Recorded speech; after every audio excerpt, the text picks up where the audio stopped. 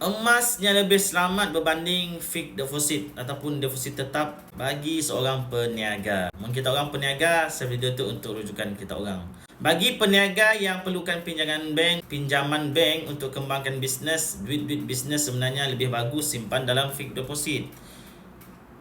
Untuk meyakinkan sidak bank untuk kelulusan pinjaman. Deposit tetap boleh dijadikan jaminan kepada sidak bank bahawa kita orang mampu bayar balik pinjaman. Tapi sekiranya simpan dalam deposit tetap sekadar untuk dapat keuntungan tanpa apa-apa keperluan pinjaman bank, emas lebih bagus dan lebih terjamin.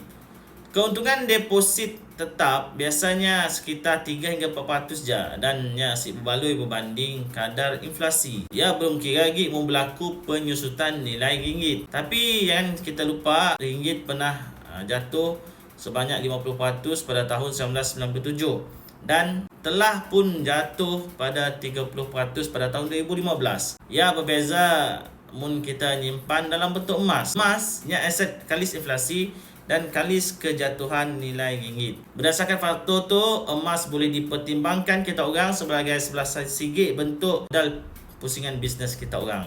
Mungkin kita orang mau mula simpan emas, tanggapin video 5 langkah untuk mulakan simpanan emas. Jemput follow dan komen apa pendapat kita orang.